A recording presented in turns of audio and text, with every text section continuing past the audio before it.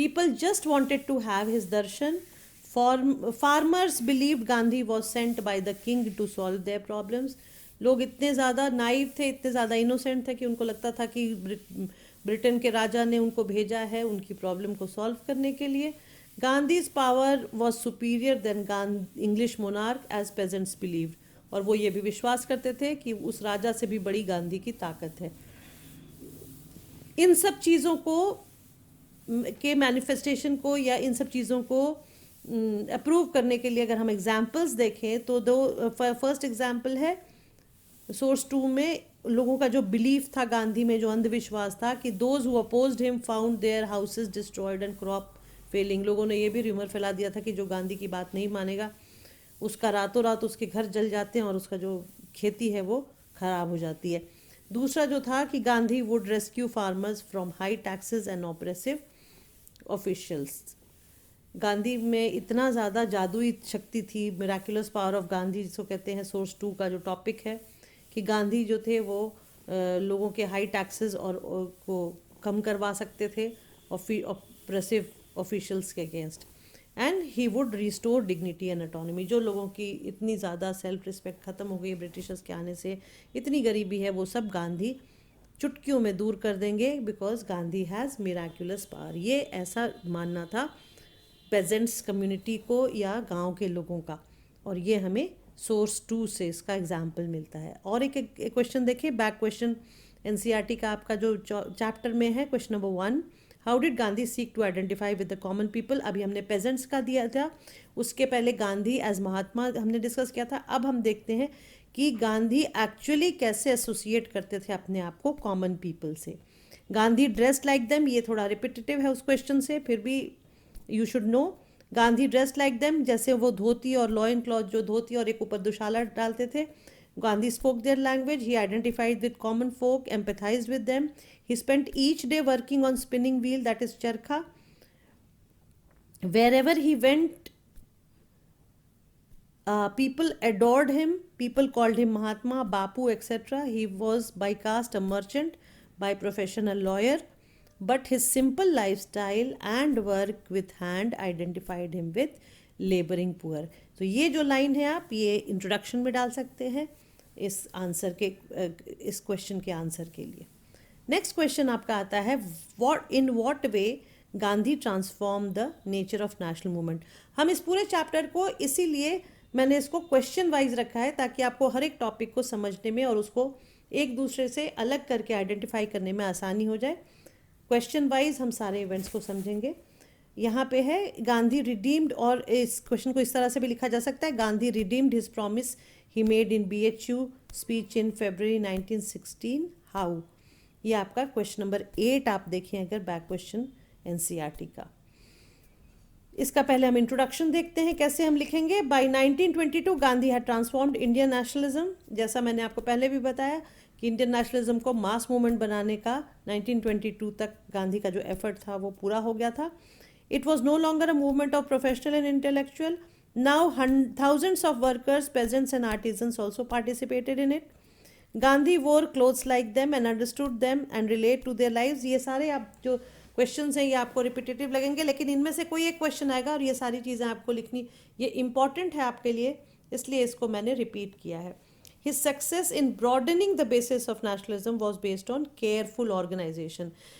ये आपको याद रखना की ज़रूरत है कि गांधी हवा में विदाउट एनी नॉलेज कुछ नहीं करते थे. ये प्रॉपर केयरफुली ऑर्गेनाइज्ड आइडिया के तहत ये सारी चीज़ें करते थे ताकि लोगों के वो करीब जा सके. Because Gandhi was not a peasant and he needed to be with the peasants and artisans, and for that he needed to be look like them and behave like them.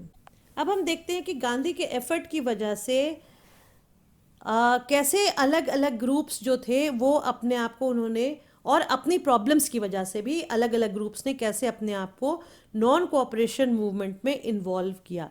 आप अगर क्वेश्चन देखें पेज 355 पे, what was NCM, how different social groups involve themselves in NCM या non cooperation movement. One by one हम different groups को इसमें discuss करेंगे. पहला था new branches of Congress were set up in various parts of India. Prajamandals established in princely states to promote nationalism, क्योंकि princely state को कांग्रेस से कोई लेना देना नहीं था, इसलिए वहाँ पे लोगों को, और लोग बहुत परेशान थे प्रिंसेस से मैक्सिमम जगहों पे, तो लोगों को अवेयर करने के लिए प्रजामंडल की स्थापना की गई कांग्रेस के द्वारा, और वहाँ पे नेशनलिज्म लोगों में प्रमोट किया जाने लगा। सेकंड जो था वो Gandhi communicated in mother tongue through provincial committee of Congress, was based on linguistic region and not artificial boundaries made by British. This brought even the farthest and remotest region of India into national movement, also the untouched social groups. Congress ने और गांधी ने अपनी बात को propagate करने के लिए जो तरीका अपनाया वो था लैंग्वेज।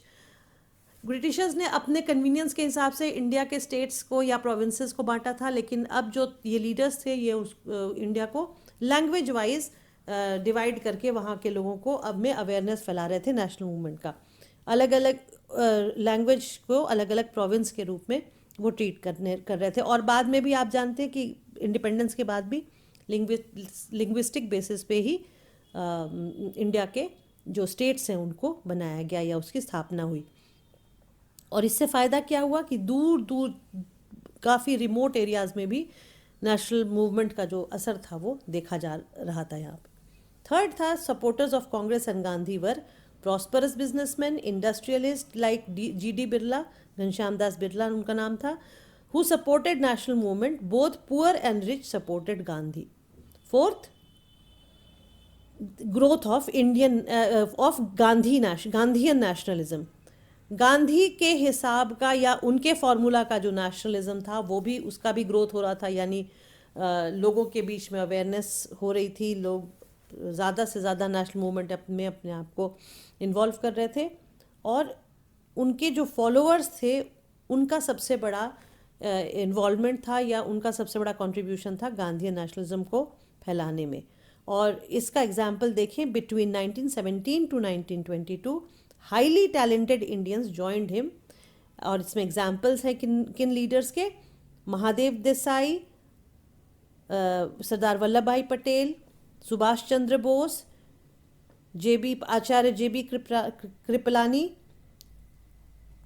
अबुल कलाम आज़ाद, जवाहरलाल नेहरू, सरोजनी नायडू, गोविंद बल्लभ पंत, C राजगोपालाचारी। और ये जितने भी लीडर्स थे ये अलग अलग बैकग्राउंड से आते थे, लेकिन सबके अंदर एक जो कॉमन आइडियल था वो था Gandhian nationalism. Then Gandhi promoted different things like Hindu Muslim unity, self reliance, khadi, that is homespun cloth, and he rejected untouchability, child marriage. तो ये चीज़ें जो थी ये भी एक असर डाल रही थी ज़्यादा से ज़्यादा लोगों पर, जिसको गांधी प्रमोट कर रहे थे एज सोशल रिफॉर्मर। अब अगर हम सोर्स 1 को देखें या question number 5 back question NCERT का देखें, तो ये रिलेट करता है गांधी का यूज़ ऑफ चरखा से और उसके ग्लोरिफिकेशन की, चरखा क्यों ज़रूरी है या चरखा से वो क्या कन्वे मैसेज करना चाहते थे। तो इसमें क्वेश्चन होगा, why was charkha chosen as symbol of nationalism, why was Gandhi against the use of machinery. ये दो चीज़ें हैं जो हैंड इन हैंड जाएंगी। गांधी अगेंस्ट मशीनरी का पहले देख लेते हैं, बिकॉज वो क्या बिलीव करते थे, machinery enslaved humans and displaced labour. Gandhi जो थे वो स्मॉल स्केल इंडस्ट्री पे बिलीव करते थे, हैंड लेबर पे बिलीव करते थे, इसलिए वो चाहते थे कि मशीन जितना कम रहेगा उतना ज़्यादा लोगों के में आपस में जॉब्स रहेंगे उनके हाथ में, और अगर मशीन आ गई तो 10 लोगों का काम अगर एक मशीन कर देगी तो बाकी जो 9 लोग होंगे वो बेरोज़गार हो जाएंगे, जॉबलेस हो जाएंगे। इसलिए गांधी मशीनरी के खिलाफ थे। और चरखा के फेवर में भी गांधी थे, और उसका भी उन्होंने रीजंस दिया था। He considered charkha as a symbol not glorifying machines and technology. Charkha provided poor supplementary income. Then it made people self-reliant.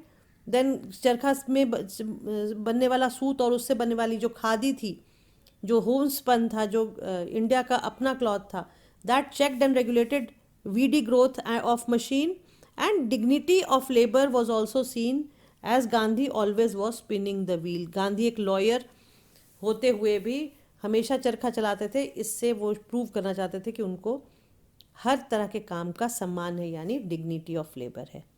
Now we move on to the fifth segment.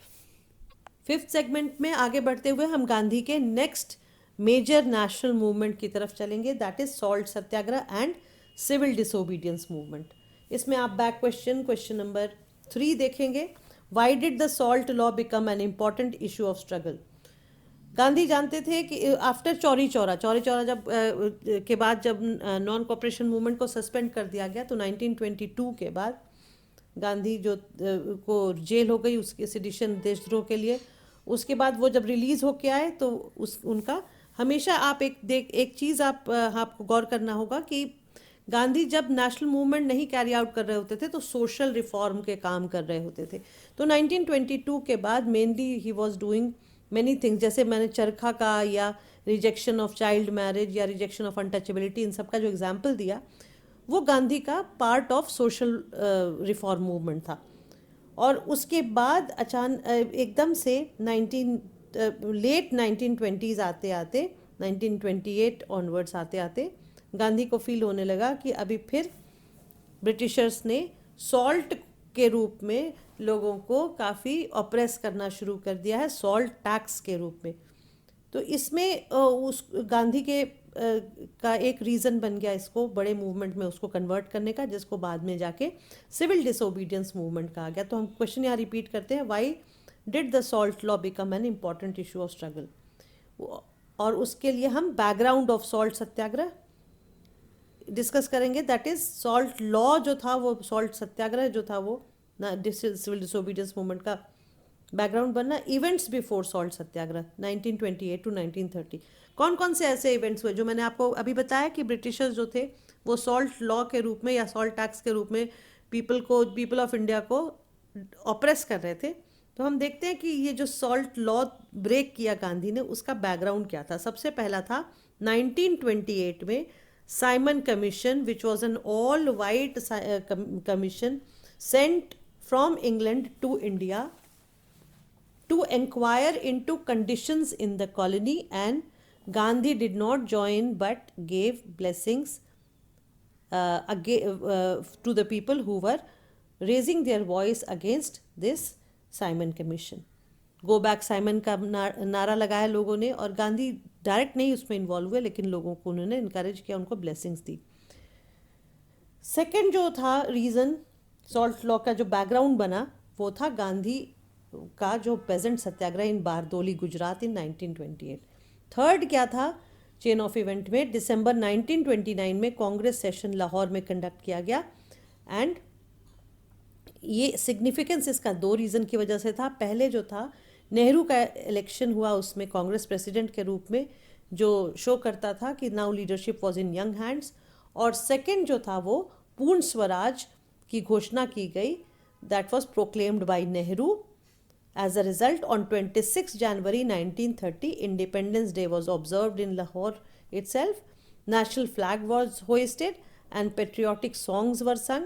And Gandhi asked the people of India to declare in villages and cities about the Poon Swaraj.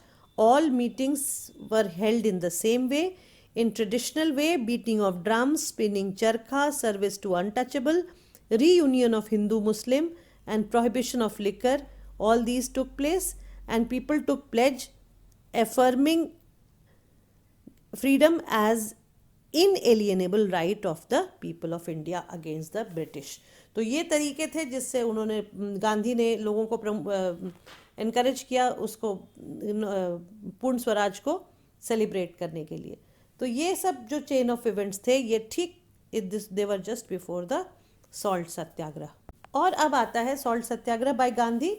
यहाँ पे एक question देखते हैं हम, why was salt destroyed by the colonial government.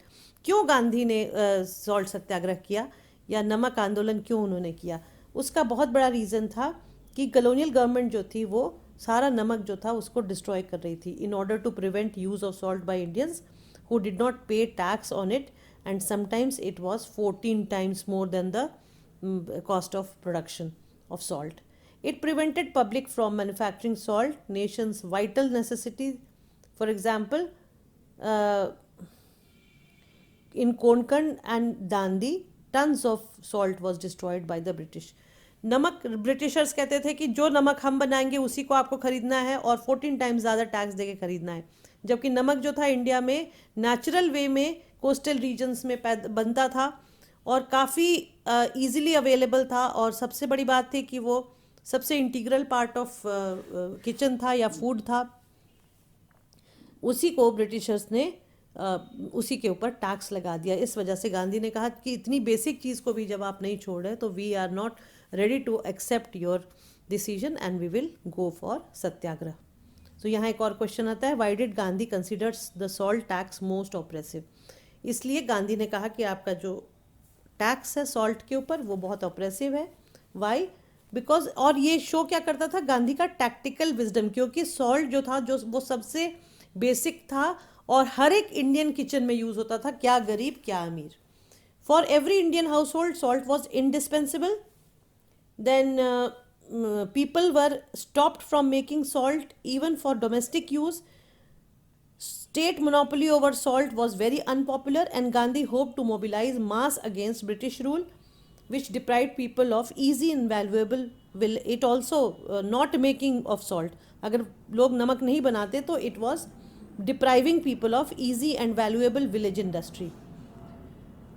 And it was also considered as destruction, just destruction of salt everywhere by Britishers in places, especially places like Konkan and Dandi, was considered as destruction of natural property, then nature's property, and then more national expenditure, and 1000% tax was exacted from poor people. तो ये सारे reasons बन गए गांधी के लिए salt सत्याग्रह को आगे बढ़ाने के लिए. So finally he decided to break the salt law. Who decided? Gandhi.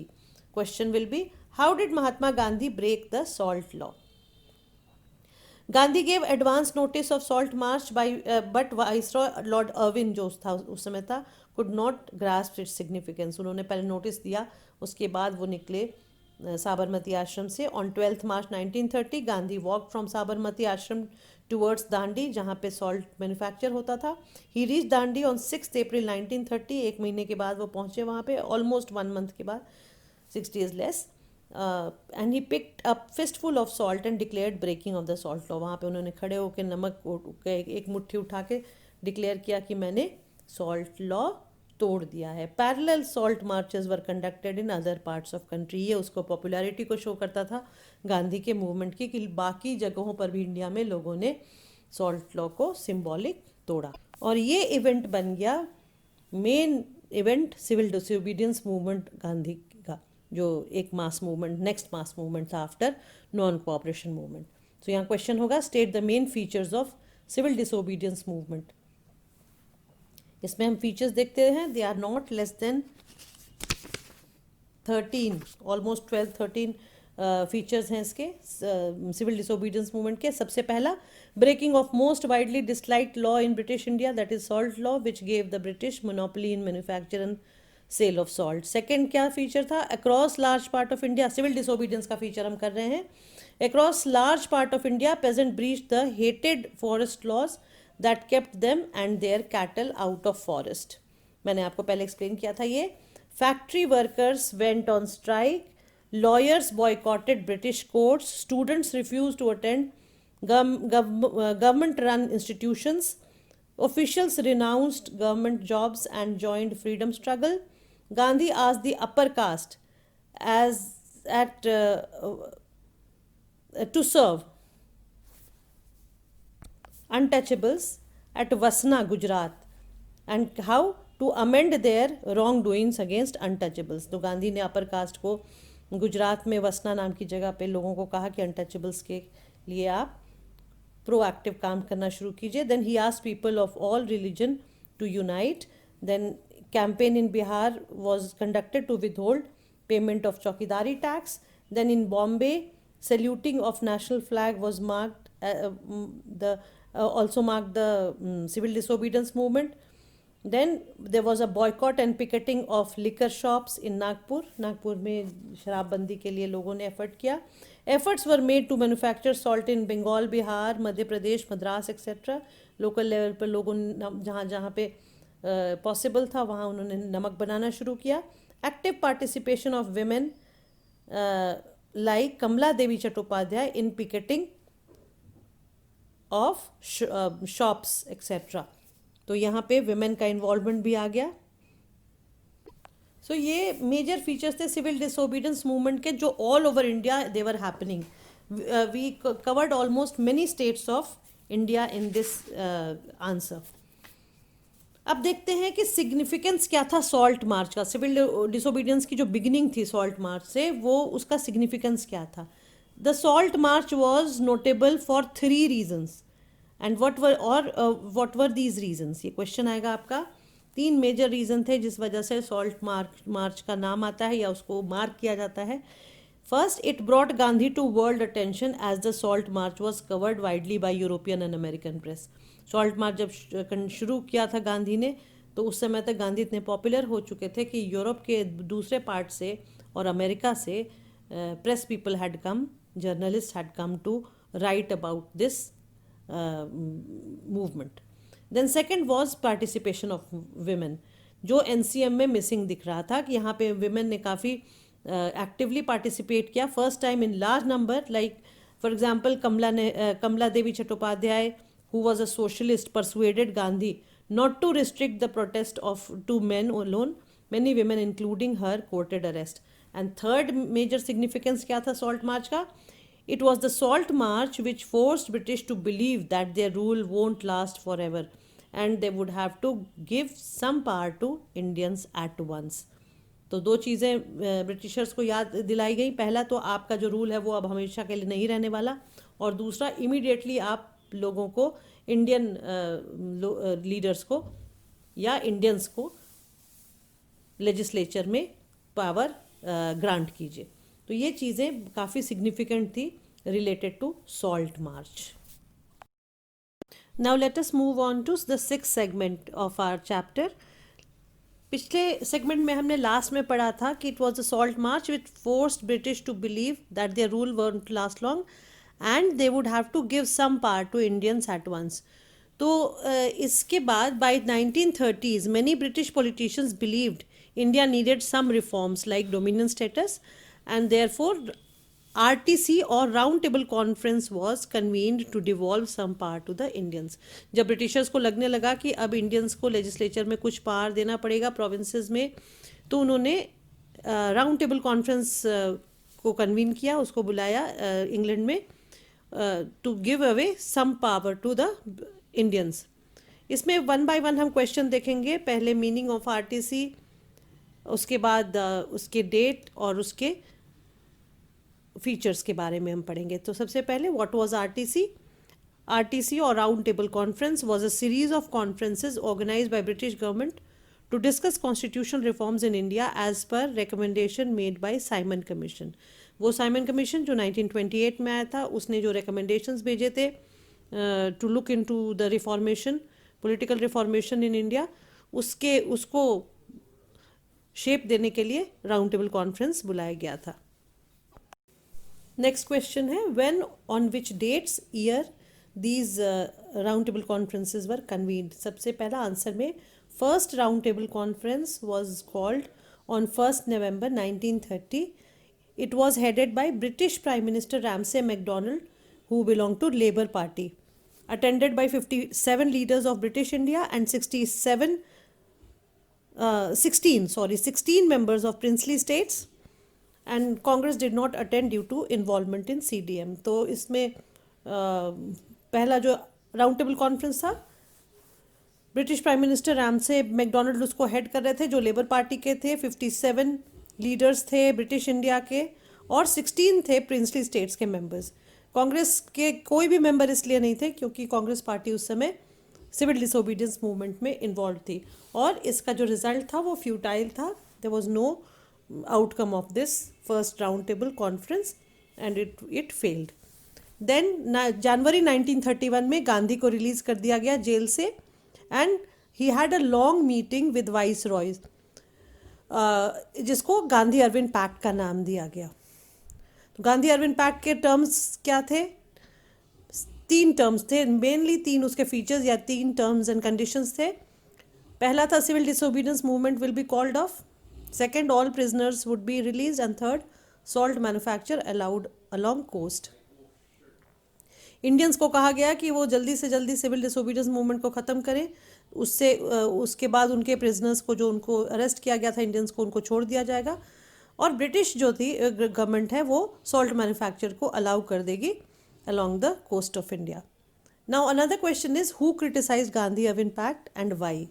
Radical nationalists जो थे उन्होंने criticize किया था, that is the answer, and reason क्या था, why did they criticize? Because Gandhi was unable to obtain from Viceroy a promise of political independence for Indian. Gandhi पूरे पूर्ण स्वराज या पॉलिटिकल इंडिपेंडेंस जो कंप्लीट इंडिपेंडेंस था उसको नहीं मांग पाए थे, उसके बदले में उनको सिर्फ एश्योरेंस दिया गया था। He only got assurance of talks, जो राउंड टेबल कॉन्फ्रेंस की जो टॉक्स थी, सेकेंड राउंड टेबल कॉन्फ्रेंस का एश्योरेंस मिला। अब यहाँ पे आप क्वेश्चन नंबर 7 देखिए एनसीईआरटी बैक क्वेश्चन का, why were the dialogues of second RTC inconclusive? Second RTC या सेकेंड राउंड टेबल कॉन्फ्रेंस कब हुआ? नवंबर 1931 में। Who attended? Gandhi attended on behalf of Congress. और who challenged this second RTC or round table conference? 3 parties challenged or rejected the all India character of Congress and therefore the RTC. 3 parties ने कहा कि जो कांग्रेस है वो सबको रिप्रेजेंट नहीं करती, हर किसी को या पूरे इंडिया के लोगों को नहीं रिप्रेजेंट करती। कौन कौन थे? पहले मुस्लिम लीग थे, because they had interest of Muslim minority which they thought that Congress did not represent. Second थे princes who claimed that Congress had no stake in their territories and it was true. Princes जो princely states थे वहाँ पे कांग्रेस का कोई अस्तित्व नहीं था। और थर्ड जो थे वो उनके लीडर थे B.R. Ambedkar, who argued that Gandhi and Congress did not represent lower caste. B.R. Ambedkar भी कांग्रेस में नहीं थे, तो उन्होंने गांधी को और कांग्रेस को क्रिटिसाइज किया कि वो लोअर कास्ट को नहीं रिप्रेजेंट करते थे ट्रू सेंस में। और फाइनली उसके बाद अंबेडकर ने क्या डिमांड किया? He demanded for separate electorate. Result क्या आया सेकेंड राउंड टेबल कॉन्फ्रेंस का? It was again inconclusive, talks failed and Gandhi oppose demand for separate electorate for lower caste. जो अंबेडकर ने डिमांड किया था सेपरेट इलेक्टोरेट का, अब यहाँ पे आपको सेपरेट इलेक्टोरेट के बारे में किससे रिलेटेड अलग क्वेश्चन भी आएगा, पहले यहाँ पे हम देखते हैं।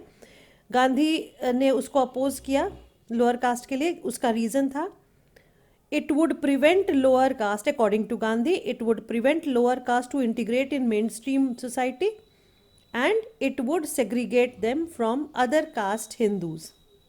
गांधी मानते थे कि अगर सेपरेट इलेक्टोरेट को इम्पोज कर दिया गया या उसको इम्प्लीमेंट कर दिया गया तो जो ऑलरेडी जो सो कॉल्ड लोअर कास्ट थे इंडिया में वो मेन स्ट्रीम से हट जाएंगे, क्योंकि उनको according to the separate electorate जो कॉन्स्टिट्यूंसी में जो कैंडिडेट खड़ा होता था एक पर्टिकुलर कास्ट का, वोट भी उस कॉन्स्टिट्यूंसी में उसी कास्ट के लोग उसको देते थे, तो इस वजह से वो बिल्कुल वो सेग्रीगेट हो जाता, जो कास्ट हिंदू या जो हायर कास्ट हिंदू थे उनसे अलग हो जाता वो, क्योंकि उनका कोई इंटरेस्ट ही नहीं होता फिर उस कॉन्स्टिट्यूंसी में।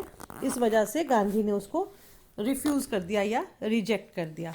अब हम क्वेश्चन 7 को यहाँ कंटिन्यू रखेंगे। After failure of second RTC क्या हुआ? जब इनकन्क्लूसिव रहा सेकेंड राउंड टेबल कॉन्फ्रेंस तो कौन कौन से डेवलपमेंट्स हुए? पहला, viceroy lord Willingdon was unhappy with Gandhi. He blamed Gandhi for his action as politically motivated and he called Gandhi's followers as unpractical, mystical and superstitious. Naturally जब फेवर में round table conference Britishers के favour में नहीं गया तो गांधी का क्रिटिसिज्म होने लगा, और गांधी को क्रिटिसाइज करने वाले सबसे पहले वाइसरॉय लॉर्ड विलिंगटन थे। उन्होंने he blamed Gandhi for his action as politically motivated. उन्होंने ये कहा कि गांधी इन्फ्लुएंस में आके प्रॉपर डिसीजन नहीं ले रहे हैं, पॉलिटिकली मोटिवेटेड हैं, और गांधी के जो फॉलोअर्स हैं वो भी सुपरस्टिशियस हैं, अनप्रैक्टिकल है, मिस्टिकल है, वो उनको समझ आती नहीं कुछ, प्रैक्टिकली वो कुछ सोच नहीं पाते, रैशनल लोग नहीं हैं। इसी प्रॉब्लम्स को होते होते थर्ड आरटीसी को फिर कन्वीन किया गया, उसको कॉल किया गया। वो कब हुआ? नवंबर 1932 में। Because Gandhi was unhappy in the second RTC, so Congress did not attend the third RTC.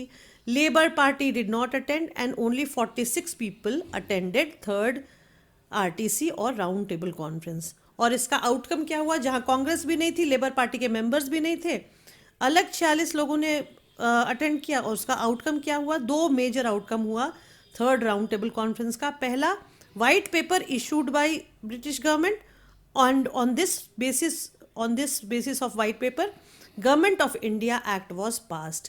ये एक बहुत मेजर डेवलपमेंट था इंडिया के पॉलिटिकल सिनेरियो में, गवर्नमेंट ऑफ इंडिया एक्ट 1935 का पास होना।